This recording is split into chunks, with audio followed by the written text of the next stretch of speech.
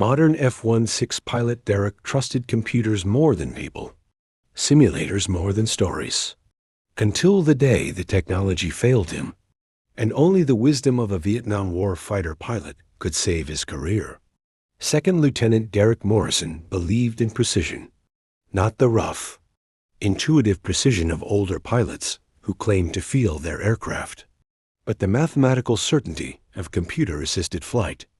At 24, Derek was part of the new generation of Air Force pilots who had grown up with video games, learned to fly on sophisticated simulators, and trusted their instruments more than their instincts.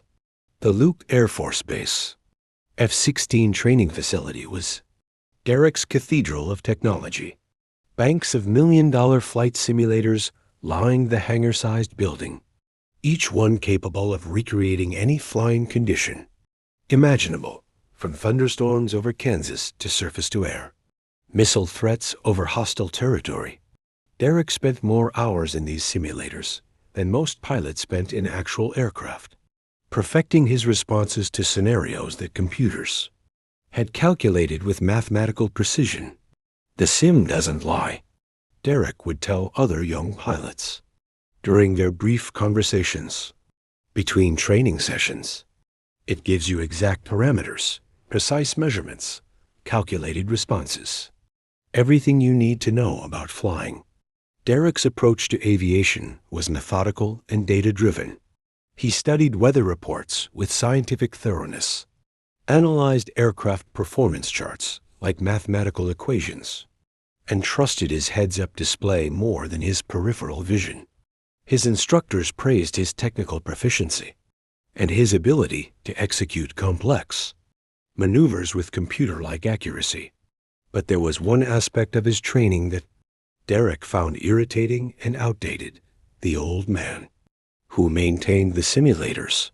Eddie Kowalski was 68 years old, wore faded coveralls that had seen better decades, and spent his days crawling inside the sophisticated machines that Derek and his classmates trusted with their training. To Derek, Eddie was just another aging technician, someone who understood the mechanical aspects of the simulators, but had probably never flown anything more complex than a Cessna. "Morning, Lieutenant," Eddie would say when Derek arrived for his daily training sessions. Eddie's voice carried a slight rasp that spoke of too many years and too many cigarettes, and his hands bore the permanent stains of hydraulic, fluid, and electrical components. "Morning," Derek would reply politely but briefly, his attention already focused on the pre-flight checklist that would prepare him for another session of precise, computer-controlled training. Or always about the old days, when pilots flew by feel and made decisions based on instinct rather than data. Derek considered these stories quaint but irrelevant, romantic notions from an era when flying was more art than science. "You know, Lieutenant," Eddie had said one morning while checking the hydraulic systems on Derek's preferred simulator, "that F-16 you're training on is a fine aircraft, but she's got personality. She'll talk to you if you know how to listen." Derek had smiled politely and nodded, but internally he dismissed the comment as typical old-timer mysticism. Aircraft didn't have personalities. They had specifications, performance parameters, and operational limits that could be precisely measured and calculated. The other pilots in Derek's training class shared his skepticism about Eddie's folksy approach to aviation. They were all products of the digital age, comfortable with computer interfaces and confident in technological solutions. They communicated in acronyms and technical specifications, spoke of aircraft as platforms and systems rather than machines with souls. "Does that old guy ever stop talking about the good old days?" asked Lieutenant Jennifer Walsh during one of their study sessions. "I swear he thinks we should be flying by the seat of our pants instead of using instruments." "Different generation," Derek had replied, returning his attention to the flight manual on his tablet. They didn't have the technology we have now. Everything was guesswork and luck. Derek's training record was exemplary. He consistently scored in the top percentile on simulator evaluations, demonstrated perfect adherence to standard operating procedures, and showed remarkable proficiency with the F-16 sophisticated avionics systems. His instructors had already marked him as a candidate for advanced fighter training, possibly even selection for an elite squadron. But Derek's excellence existed within the controlled environment of simulation. Every scenario he had mastered, every emergency he had handled, every combat situation he had navigated, had been programmed by computers and presented with digital precision. The variables were known, the parameters were defined, and the correct responses had been calculated in advance. What Derek didn't know, what none of the young pilots knew, was that Eddie Kowalski had spent 27 years flying fighters for the United States Air Force. He had graduated from the Air Force Academy in 1975, trained on F-4 Phantoms, and served 3 tours of duty in Vietnam, flying 127 combat missions over some of the most heavily defended airspace in military history. Eddie had been shot down twice, survived ejection into hostile territory, and been rescued by special operations teams who had risked their own lives to bring him home. He had flown in weather that would ground modern aircraft, navigated by dead reckoning when electronic systems failed, and made split-second decisions in combat situations where hesitation meant death. But Eddie's service record was stored in military archives that young pilots never bothered to access, and his wisdom was delivered in stories that the new generation considered irrelevant. To Derek and his classmates, Eddie was simply the old man who kept their simulators running, a necessary but unremarkable part of the infrastructure that supported their high-tech training. The irony was lost on Derek that he spent every day learning to fly for machines that were maintained by a man who had learned to fly.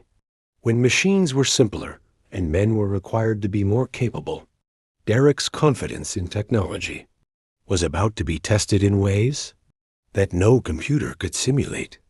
The morning of October 15th started like any other training day at Luke Air Force Base. Derek arrived at the simulator facility at 0800 hours, reviewed his training objectives for the day, and prepared for a complex air-to-ground combat scenario that would test his ability to navigate hostile airspace while engaging multiple targets. The training scenario was sophisticated even by modern standards. A simulated mission over mountainous terrain with variable weather conditions, electronic jamming that would challenge his navigation systems, and surface-to-air missile threats that required precise timing and tactical awareness. "Should be a good one today, Lieutenant," Eddie said as Derek approached Simulator 7, his usual training platform. "They've got you running the Balkans scenario, tricky navigation, bad weather, and plenty of SAMs to keep you honest." Derek nodded politely and began his pre-flight preparations, running through the checklist that prepared the simulator systems for the training session. The machine hummed to life around him, screens illuminating with the familiar glow of digital instrumentation, and the hydraulic system engaging to provide realistic flight responses. "All systems green," Derek announced to his instructor, Major Susan Chun, who was monitoring the session from the control booth. "Ready to begin the mission." "Roger, Derek. You're cleared for takeoff." Remember, this scenario is designed to test your adaptability when standard procedures don't work. Stay flexible and trust your training. Derek engaged the simulator's takeoff sequence, feeling the familiar motion of the platform as it tilted and moved to recreate the sensation of leaving the ground.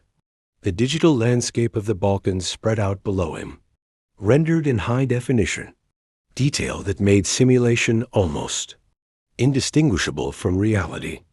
For the first 20 minutes of the mission, everything proceeded according to plan. Derek navigated through the mountainous terrain with precision, responded to simulated threats with textbook accuracy, and maintained perfect communication with his controllers. His confidence grew with each successful waypoint, each target engagement, each tactical decision that aligned with his training. Then, at 10:34 a.m., Simulator 7 suffered a catastrophic system failure. The first sign of trouble was subtle, a slight delay in the response of the flight controls, barely noticeable, but enough to make Derek frown. Then the primary navigation display flickered, showing coordinates that jumped erratically, before stabilizing at readings that couldn't be correct. "Control, I'm showing some anomalous readings on my navigation system," Derek reported, his voice maintaining the calm professionalism that had been drilled into him during training. "Copy, Derek. We're showing normal parameters on our end. Continue the mission." But the problems were cascading faster than the control room could track them. Derek's heads-up display began showing conflicting information.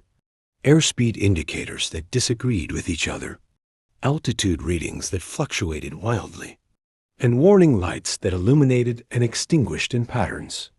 That made no tactical sense. "Control, I need to abort this mission," Derek said, his voice beginning to show strain. "My instruments are giving me contradictory information, and I can't maintain safe flight parameters." "Derek, hold on.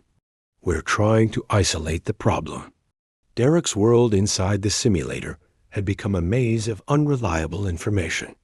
The digital systems he trusted were lying to him, giving him data that couldn't be reconciled with the physical sensations of flight that the simulator was still providing. His training had prepared him for equipment failures, but those scenarios had involved specific, identifiable problems with known solutions. This was different, a complete breakdown of the information. Systems that formed the foundation of modern flying. "I'm getting multiple warning lights," Derek reported, his voice now carrying the edge of genuine concern. "Engine temperature, hydraulic pressure, electrical systems. Everything is showing caution or warning status, but the readings aren't consistent." In the control booth, Major Chun was frantically coordinating with the technical staff, who were trying to diagnose the simulator's malfunction. Banks of monitoring equipment showed that the simulator's computer systems were functioning normally, but somehow the data being presented to Derek was corrupted or contradictory. "Derek, we need you to continue the mission using backup instruments only." Major Chun's voice came through his headset. "Treat this as a multiple systems failure scenario." But Derek had never trained for this kind of comprehensive information breakdown. His backup instruments were also part of the digital system, and they were showing the same conflicting data as his primary displays. The mathematical precision that he relied on had evaporated, leaving him in a situation where computer calculations couldn't provide answers. "Control, I can't fly this mission," Derek said, his voice beginning to show signs of panic. "None of my instruments are reliable. I don't have sufficient information to maintain safe flight." Derek was experiencing something that no amount of computer training could have prepared him for: the complete breakdown of the technological systems that had become his definition of flying. Without reliable data from his instruments, he felt blind and helpless, unable to make the decisions that keeping an aircraft in the air required. Outside the simulator, Eddie Kowalski had been monitoring the diagnostic systems that tracked the health of all the training machines. He noticed the anomalous readings from Simulator 7 before the control room did, and he understood what was happening in ways that the computer technicians couldn't. The simulator's software had encountered a cascading error that was corrupting the data being sent to Derek's displays. But the underlying flight dynamics were still functioning correctly. The machine was still capable of simulating realistic flight, but the information being presented to the pilot was unreliable. Eddie had seen similar situations before. Not in simulators, but in actual combat, when electronic systems failed and pilots were forced to fly using only their basic instruments and their understanding of how aircraft actually behaved in the air. He picked up a headset and called the control booth. "Major Chun, this is Eddie in maintenance.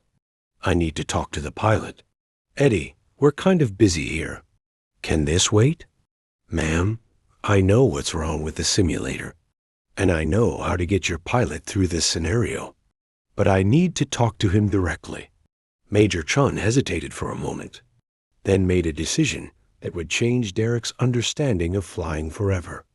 "Derek, I'm patching you through to Eddie Kowalski, our senior technician. He's going to help you work through this problem." Derek's response was immediate and skeptical. "Control, I need technical support from someone who understands these systems, not maintenance advice." "Lieutenant." Eddie's voice came through Derek's headset with a calm authority that Derek had never heard before. "I need you to listen to me very carefully. Your instruments are lying to you, but your aircraft is still flying. I'm going to teach you how to feel what's really happening." Derek's first instinct was to protest that feeling wasn't part of modern aviation, but his situation was desperate, enough that he was willing to listen to anyone who might help him land the simulator safely. "What do you need me to do?" Derek asked. "First, I need you to ignore every digital display in your cockpit," Eddie said.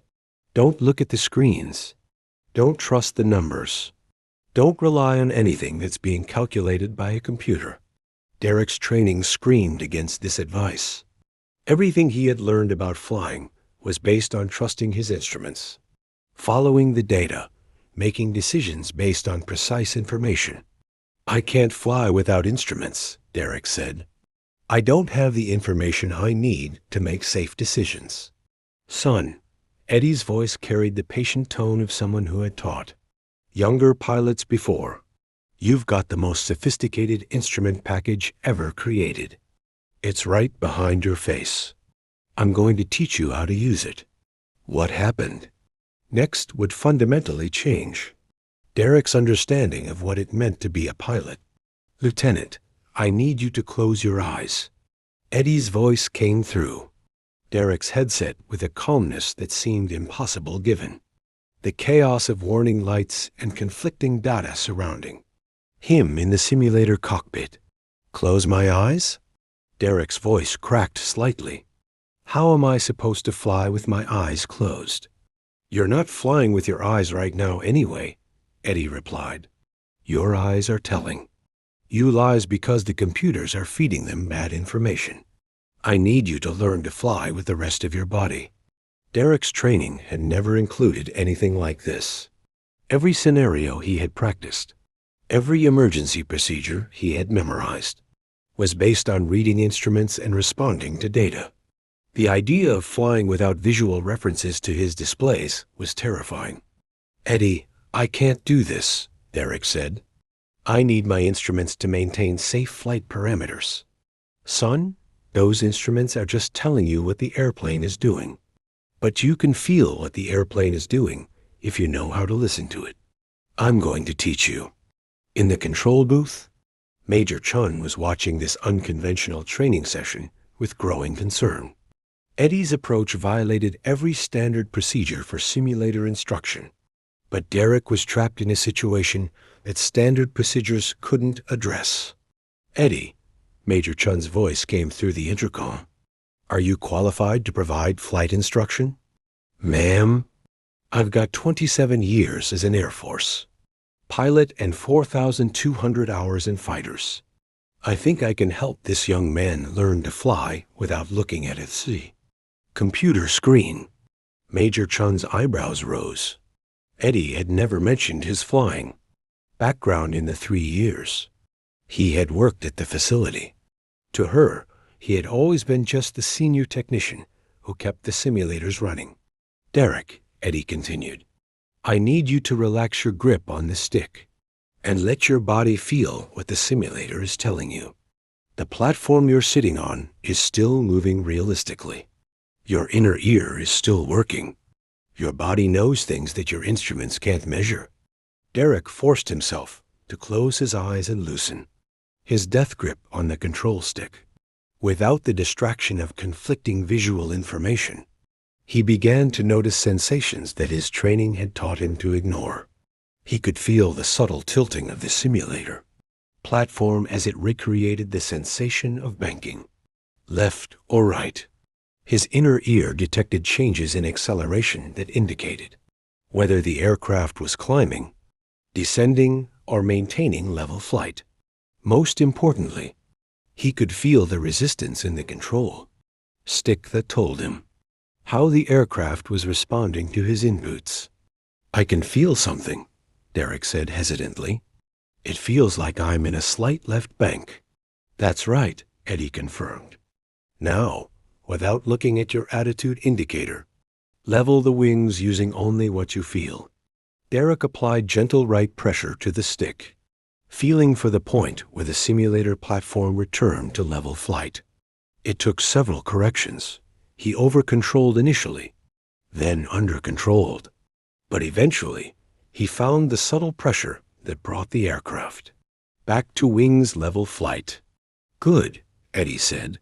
"You just flew that airplane using the same instruments that every pilot used for the first 40 years of aviation. Now I need you to feel for your airspeed." "How can I feel airspeed?" Derek asked. The concept seemed impossible.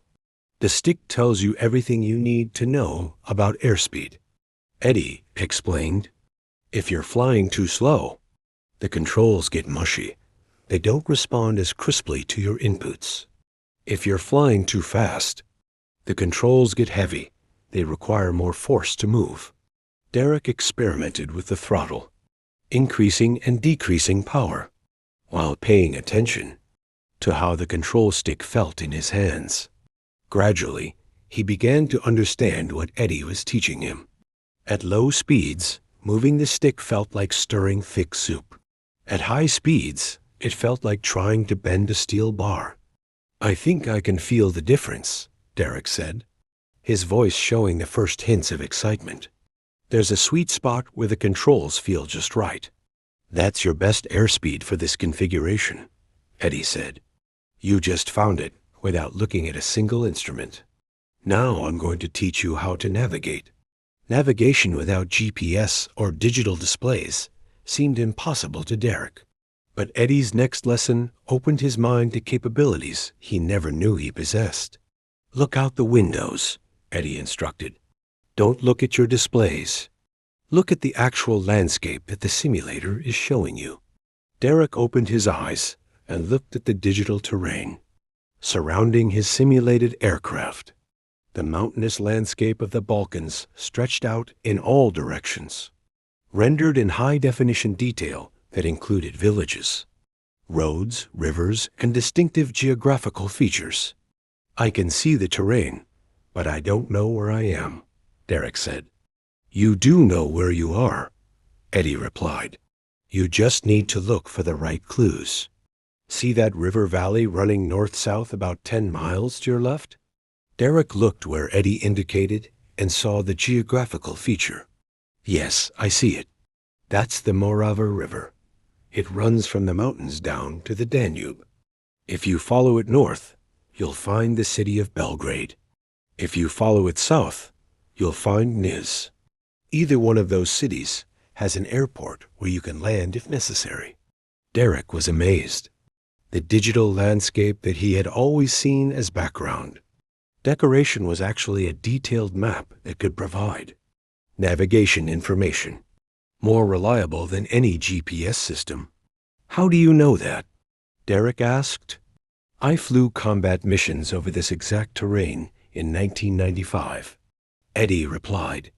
"When your electronic navigation systems get jammed by enemy radar, you learn to read the ground like a map." For the next hour, Eddie guided Derek through a master class in flying that had never been part of his formal training. Derek learned to use the sun's position to determine direction, to read wind patterns by watching how clouds formed over mountain ridges, and to estimate distances by comparing the size of known objects like roads and buildings. Most importantly, Derek learned to synthesize information from multiple sources: his inner ear, his hands on the controls, his eyes scanning the terrain, even the sound of the simulated engine, into an understanding of flight that was deeper and more comprehensive than any computer could provide. "Eddie," Derek said as he successfully navigated to a simulated airfield using only visual references and dead reckoning. "How did you learn all this?" "The hard way, son. In Vietnam, we didn't have GPS. We didn't have computer-generated displays.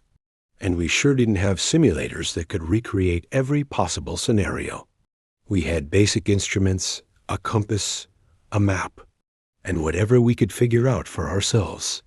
Derek was beginning to understand that his training, sophisticated as it was, had only taught him half of what flying actually involved. He had learned to operate systems and follow procedures, but he had never learned to actually fly.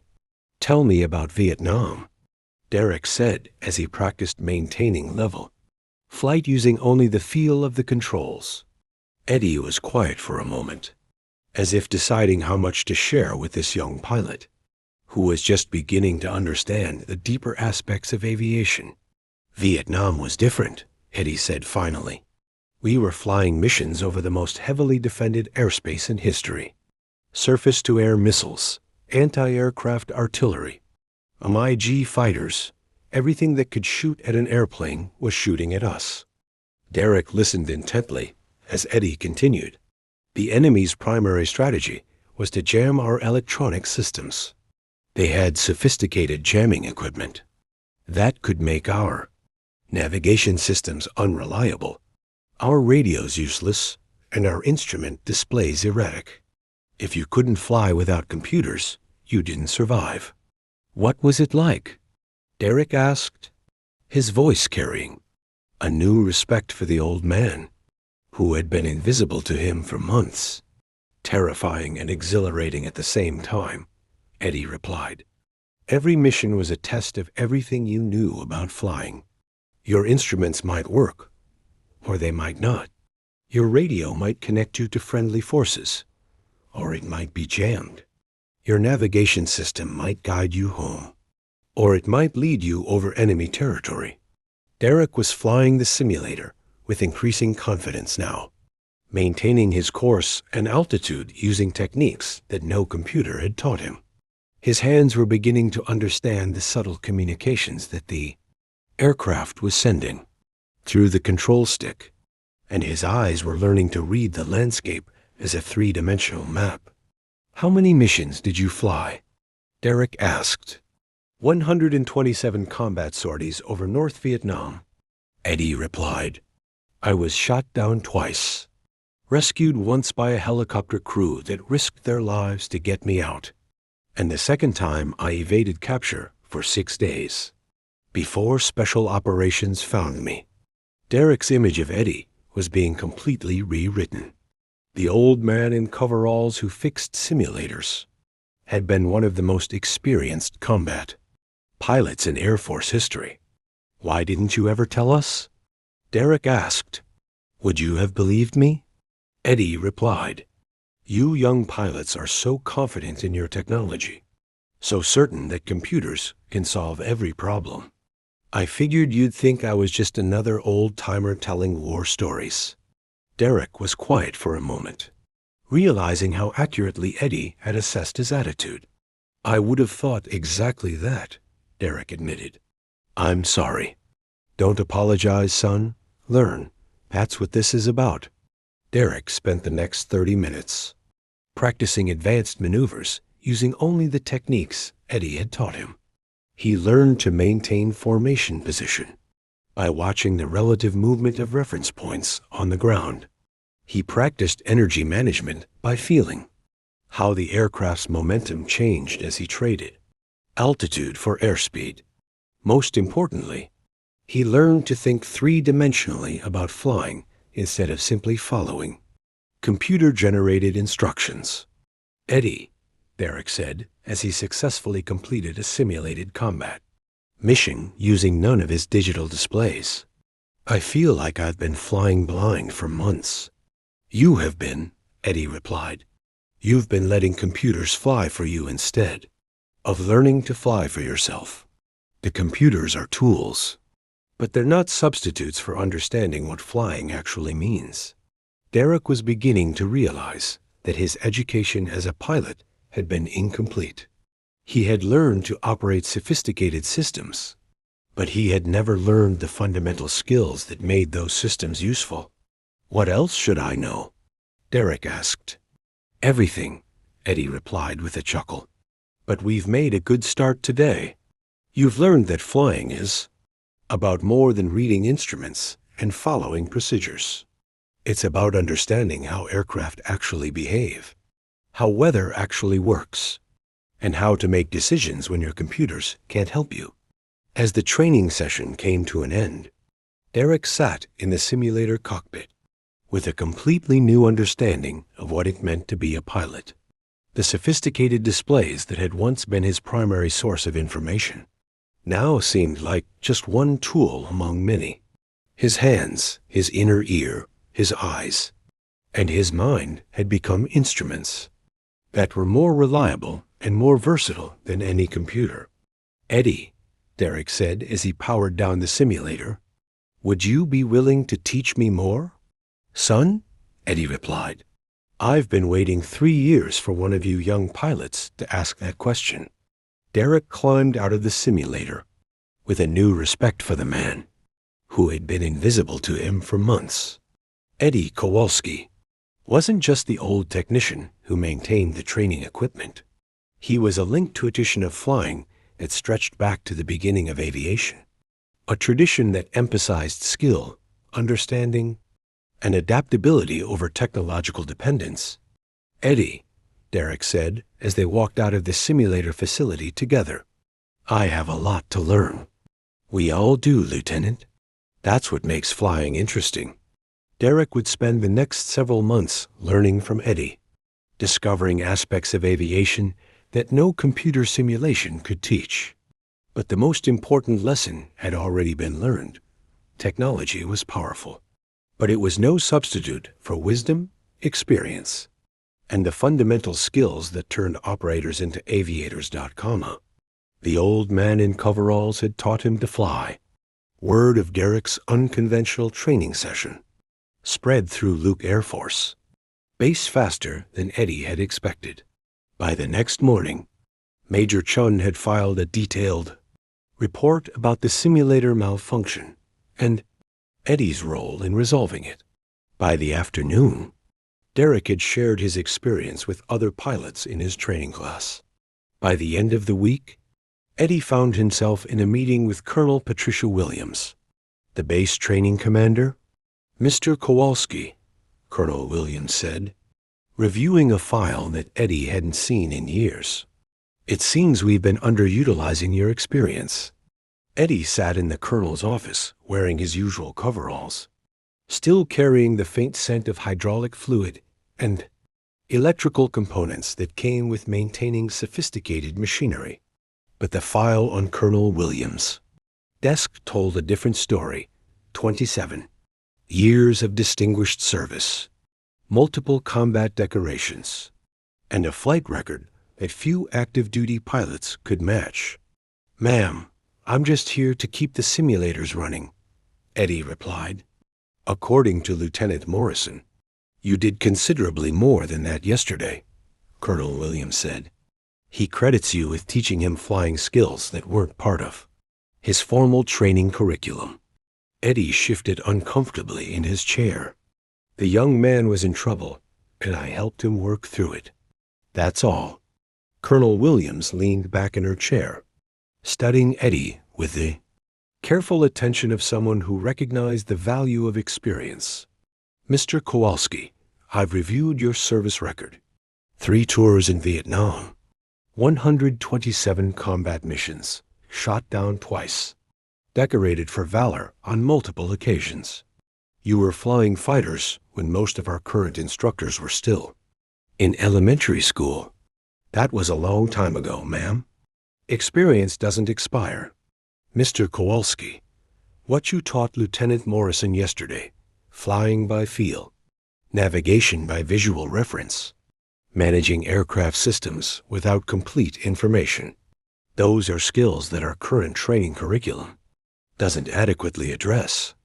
Eddie had spent 3 years maintaining simulators and listening to young pilots discuss flying in terms of computer systems and digital displays. He had watched them master sophisticated technology while remaining ignorant of the fundamental principles that had kept pilots alive since the beginning of aviation. Ma'am, these young pilots are very skilled with their equipment, Eddie said carefully. Yes, they are. But yesterday proved that their equipment isn't always reliable. When Lieutenant Morrison's simulator malfunctioned, his formal training left him helpless. Your informal instruction got him through the scenario. Colonel Williams closed the file and looked directly at Eddie. I want to offer you a position as a senior flight instructor, specializing in fundamental flying skills and emergency procedures. We need someone who can teach our pilots to fly when their computers can't help them. Eddie was quiet for a long moment, considering the implications of stepping back into an active training role. He had retired from flying instruction 15 years earlier, content to work with machines rather than students. But Derek's experience had reminded him of something important. The skills he had learned through hard experience were not being passed on to the next generation of pilots. What would that involve, ma'am? Teaching the same things you taught Lieutenant Morrison yesterday, but in a structured curriculum. We want to develop a program that teaches pilots to fly using basic instruments, visual navigation, and aircraft handling skills that don't depend on digital systems. Eddie thought about the young pilots he had watched train for the past 3 years, skilled with technology, but lacking the fundamental understanding that came from learning to fly when computers weren't available to provide answers. Ma'am, there's more to it than just emergency procedures, Eddie said. These pilots have learned to operate systems, but they haven't learned to think like aviators.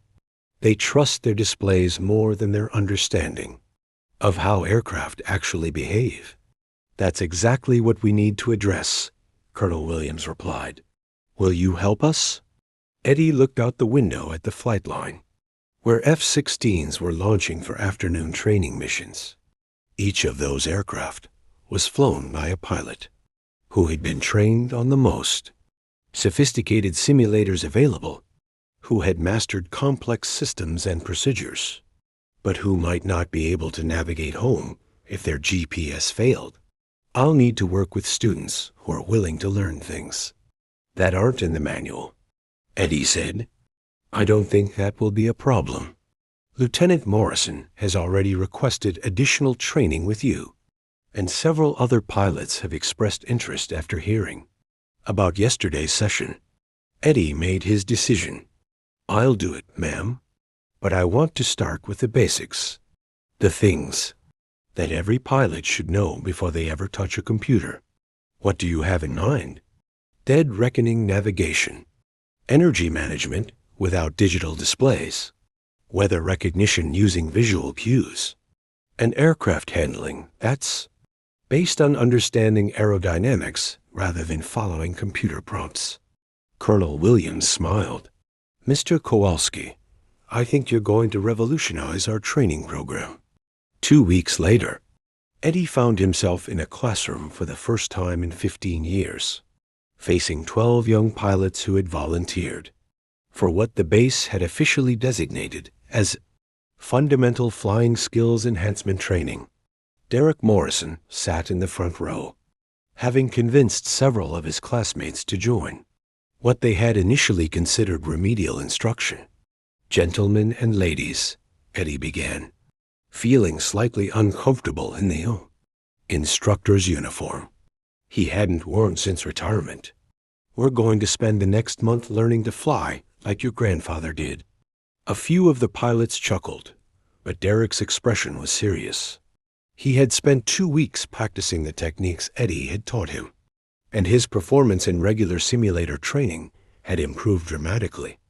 "I know you're all expert with the F-16's avionics systems," Eddie continued. "You can program a GPS, interpret radar displays, and follow computer-generated flight paths with precision. But how many of you can find your way home if all of those systems fail?" The classroom was quiet. These pilots had trained for specific system failures, but they had never considered the possibility of comprehensive electronic breakdown. During the Cold War, our primary adversaries were the Soviet Union and North Vietnam, Eddie said.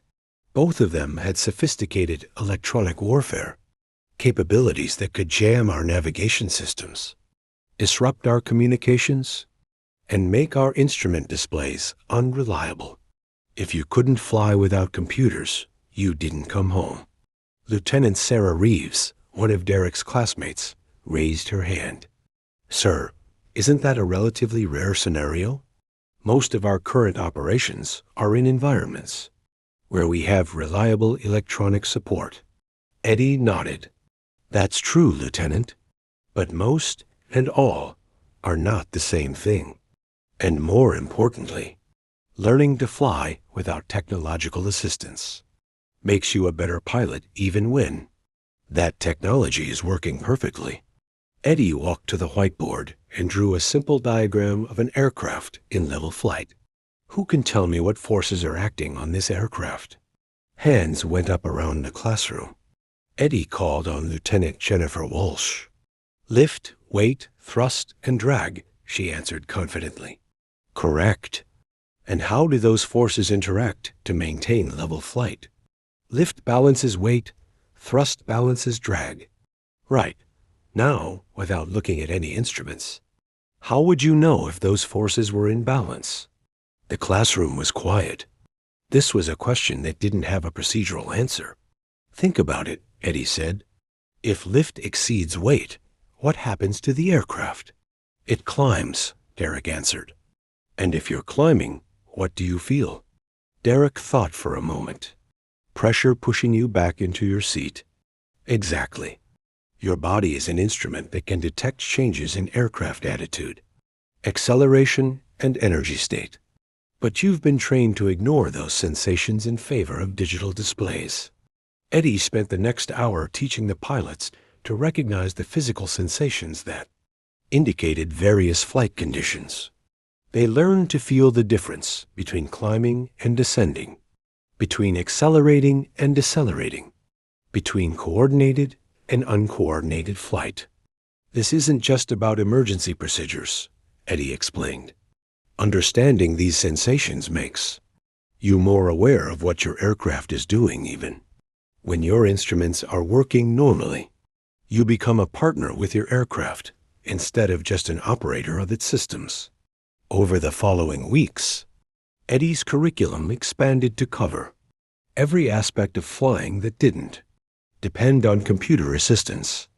The pilots learned to navigate using sectional charts and dead reckoning, to estimate wind direction and speed by observing surface conditions, and to make tactical decisions based on understanding aircraft capabilities rather than following procedural checklists.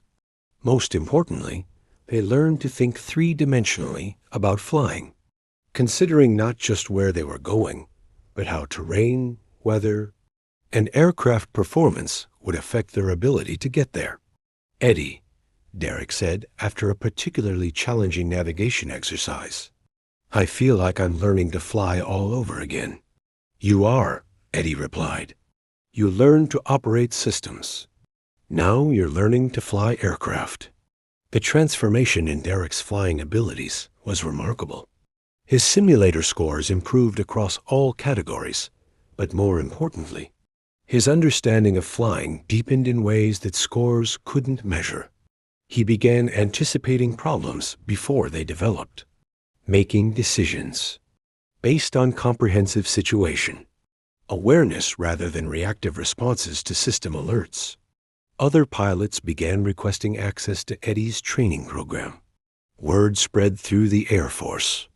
Flying community that Luke Air Force Base had developed a unique curriculum that was producing pilots with unusually high levels of airmanship and situational awareness. Eddie found himself traveling to other bases, conducting seminars and workshops for pilots who wanted to learn the fundamental skills that computer-based training couldn't teach. His approach was always the same. Start with the basics. Understand the principles, and then apply technology as a tool rather than a crutch. The airplane doesn't know whether you're using GPS or dead reckoning to navigate, Eddie would tell his students. It only knows whether you're making good decisions about where to go and how to get there. 6 months after the simulator malfunction that had started it all, Derek Morrison graduated from F-16, training with the highest scores in his class. But more importantly, he graduated with a comprehensive understanding of flying that would serve him throughout his career. At the graduation ceremony, Derek was selected to represent his class in addressing the assembled families and instructors. Standing at the podium in his dress uniform, he looked out at an audience that included his parents, his fellow graduates, and Eddie Kowalski, sitting quietly in the back row wearing a civilian suit that looked uncomfortable on his mechanic's frame. 6 months ago, Derek began, I thought I knew what it meant to be a pilot. I could operate sophisticated systems, follow complex procedures, and execute computer-calculated maneuvers with precision. I believed that flying was about trusting technology and following data. Derek paused, looking directly at Eddie. Then I met a man who taught me that flying is about much more than operating systems. Master Sergeant Eddie Kowalski, a Vietnam veteran with 127 combat missions, showed me that true airmanship comes from understanding your aircraft, reading the environment, and making decisions based on comprehensive awareness rather than digital displays. The audience was attentive, but Derek could see some confusion in their faces. They had come to celebrate technological achievement, not to hear about old-fashioned flying techniques. When my training simulator malfunctioned and my instruments became unreliable, everything I thought I knew about flying became useless. I was helpless, dependent on technology that was lying to me. Eddie taught me to fly using senses I didn't know I had, techniques I didn't know existed, and principles that no computer could calculate. Derek's voice grew stronger as he continued. He taught me that the most sophisticated instrument package ever created isn't in my cockpit. It's in my head, my hands, and my understanding of how aircraft actually behave. He showed me that technology is a powerful tool, but it's no substitute for fundamental airmanship. Derek gestured toward Eddie, who was trying to remain inconspicuous in the back of the auditorium. Master Sergeant Kowalski, would you please stand? Eddie reluctantly stood, uncomfortable with the attention, but recognizing that Derek was trying to honor something important. Ladies and gentlemen, Derek continued, this man flew fighters when flying meant understanding weather by looking at clouds, navigating by reading terrain, and making life-or-death decisions when computers couldn't provide answers.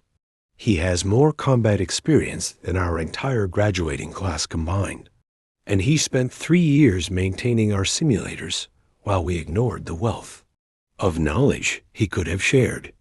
The audience began to understand what Derek was explaining. Several older military members in attendance, fathers and grandfathers, who had served in earlier eras, were nodding with recognition. The lesson I learned from Master Sergeant Kowalski isn't just about flying. It's about respecting experience, valuing wisdom that can't be programmed into computers, and understanding that every generation of warriors has something to teach the next. Derek paused, allowing his words to resonate. We are part of a continuous tradition that stretches back to the 10 Wright brothers and forward to missions we can't yet imagine. Each generation builds on the knowledge of those who came before.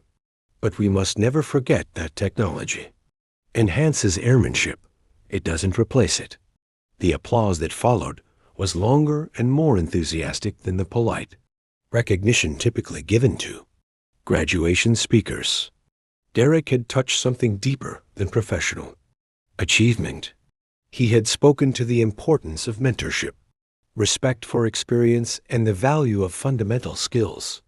After the ceremony, as families and graduates mingled in the reception area, Derek found Eddie trying to slip away unnoticed. "Eddie, where are you going?" Derek asked. "Back to work, Lieutenant. Those simulators won't maintain themselves."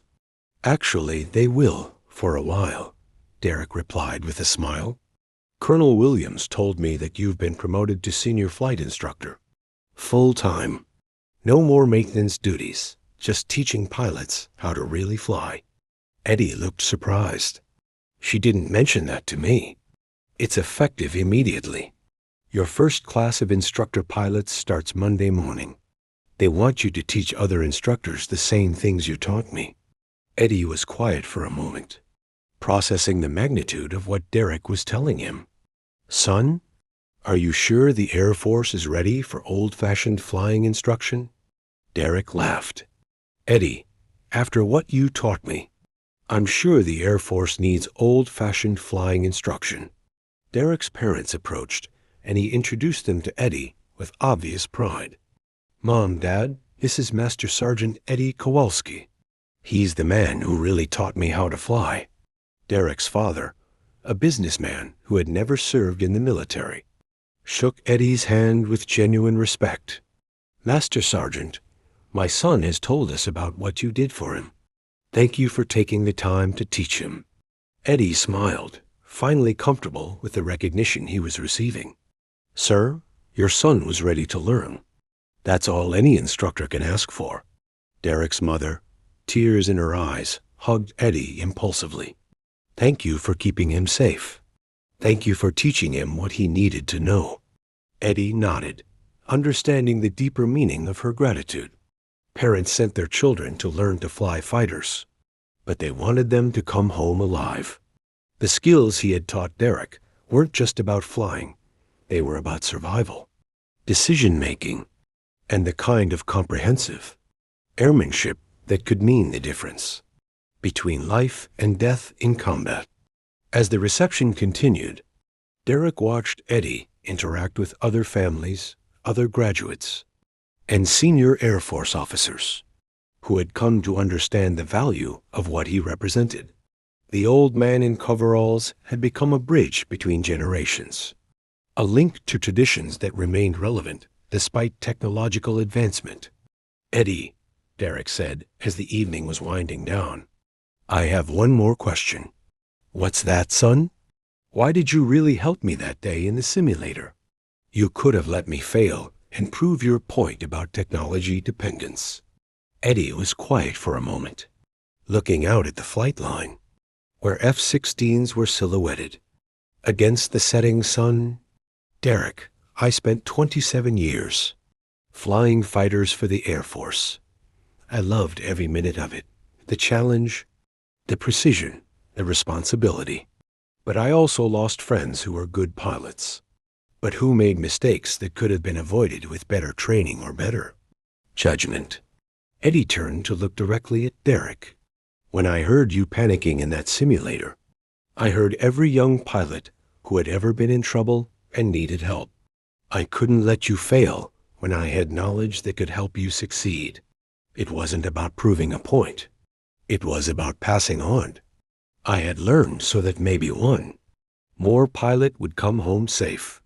Derek understood.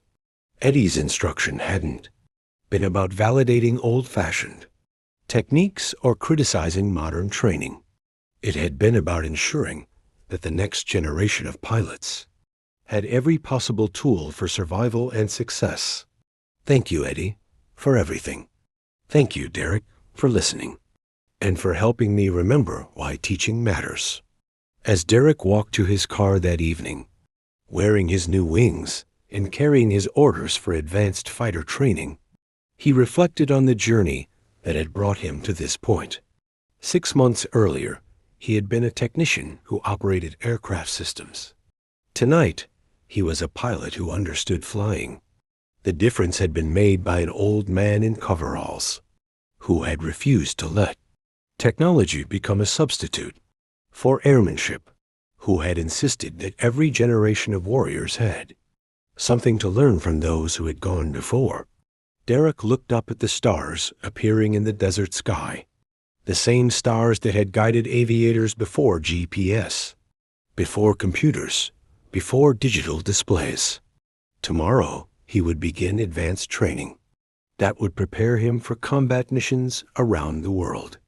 But he would carry with him the knowledge that Eddie Kowalski had shared, the understanding that flying was about more than following procedures, that airmanship was about synthesizing information from every available source, and that the most important instrument in any cockpit was the mind of a well-trained pilot. The technology would continue to advance. The systems would become more sophisticated, and the missions would become more complex. But the fundamental principles that Eddie had taught him, the need to understand rather than simply operate, to think rather than simply react, to fly the aircraft rather than letting the aircraft fly him, those lessons would remain relevant as long as humans took to the sky.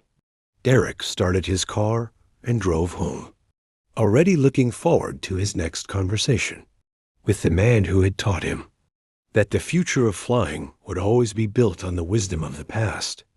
2 years later, Captain Derek Morrison returned to Luke Air Force Base after completing a deployment to Eastern Europe, where his squadron had flown missions in electronic warfare environments that regularly jammed GPS and communication systems.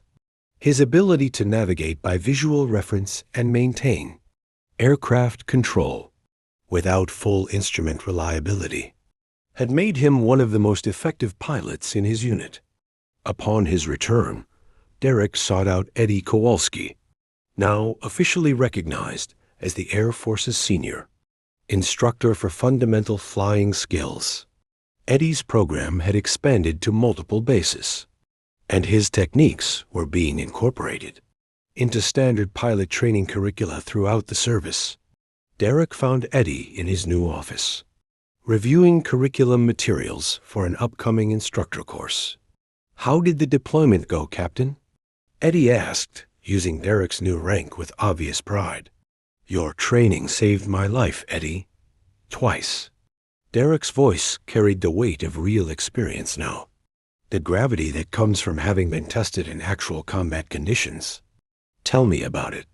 Derek described missions where electronic jamming had rendered his navigation systems unreliable, where weather had obscured visual references, and where split-second decisions, based on aircraft feel rather than instrument readings, had meant the difference between mission success and catastrophic failure. The other pilots in my squadron started calling me the old school guy because I could still fly when the computers went down, Derek said with a smile. "I told them I learned from the best old school guy in the Air Force." Eddie chuckled, but Derek could see that he was deeply satisfied to know that his teaching had proven valuable in real-world conditions. "Eddie, there's something I want to ask you," Derek said. "I'm being assigned as an instructor pilot here at Luke. I want to learn to teach the way you taught me." Eddie's eyes lit up. "You want to become an instructor?" "I want to become the kind of instructor you are. Someone who teaches pilots to fly, not just to operate systems." Eddie stood and walked to his window, looking out at the flight line, where a new generation of student pilots was beginning their training. "Derek, the most important thing about teaching flying isn't what you know. It's helping students discover what they're capable of learning." Every pilot has instincts and abilities that go beyond what any computer can provide. Our job is to help them find those capabilities. Derek joined Eddie at the window, watching F-16's taxi for afternoon training missions. "What's the most important lesson you want me to pass on?" Derek asked. Eddie was quiet for a moment, considering the question. "That flying is both an art and a science, and that technology should enhance human capability, not replace it. That every pilot must understand the fundamental principles that govern flight, regardless of how sophisticated their equipment becomes. And that the responsibility of flying extends beyond operating systems to making decisions that keep people safe." Derek nodded, understanding that he was being entrusted with more than teaching techniques. He was being asked to preserve a tradition of airmanship that connected every generation of pilots. "One more thing," Eddie added. "Never stop learning yourself. The day you think you know everything about flying is the day you become dangerous to yourself and everyone around you." Derek smiled, remembering his own arrogance from 2 years earlier, when he had believed that computer-generated training could teach him everything he needed to know about aviation. "I understand, Eddie. Thank you for the lesson, and for all the lessons that came after." As Derek prepared to leave Eddie's office to begin his new assignment as an instructor pilot, Eddie called after him, "Derek, there's one last thing you should know." "What's that?" "The Air Force is establishing a new training facility specifically for fundamental flying skills instruction. They want you to help design the curriculum based on your experience applying these techniques in combat." Derek turned back, surprised. "Really?" "Really. It seems that word has spread about the effectiveness of pilots who understand how to fly when their computers can't help them. The Air Force wants to make sure every pilot has access to that kind of training." Derek felt a surge of pride and responsibility. Eddie's unconventional instruction in a malfunctioning simulator had grown into a movement that was changing how the Air Force thought about pilot training. "Will you help me design the program?" Derek asked. "Son," Eddie replied with a smile, "I've been waiting my whole career for a student who was ready to become a teacher. Let's build something that will keep pilots safe for the next 50 years. Derek left Eddie's office that day with a new understanding of his role in the continuous tradition of military aviation. He had started as a student who trusted technology more than wisdom, learned to become a pilot who understood the deeper principles of flight, and was now being asked to become a teacher who could pass those principles on to others. The cycle was complete, but it was also just beginning. Every pilot Derek would train would carry Eddie's lessons forward, adapted and enhanced by their own experience, but rooted in the fundamental understanding that flying was about human capability enhanced by technology, not replaced by it. As Derek walked across the flight line toward his new assignment, he looked up at an F-16 approaching the runway for landing. The pilot in that cockpit was using the most sophisticated avionics systems ever created, but Derek knew that the most important instruments that pilot possessed were the same ones that had guided aviators since the Wright brothers first took to the sky: skill, judgment, and the ability to understand what it truly meant to fly. The wisdom of the past would continue to guide the pilots of the future, carried forward by teachers who understood that technology was most powerful when it enhanced human capability rather than replacing it. Eddie Kowalski's legacy would live on in every pilot who learned to fly with both computers and instincts, who understood that the most sophisticated systems in any aircraft were the mind and hands of a well-trained aviator. The greatest technology is worthless without the wisdom to use it well, and the greatest wisdom is often found in those who learn to excel. When technology wasn't available to provide easy answers, This story is dedicated to the instructors who teach not just procedures, but understanding, not just operation, but airmanship, and not just how to use technology, but when to trust something deeper.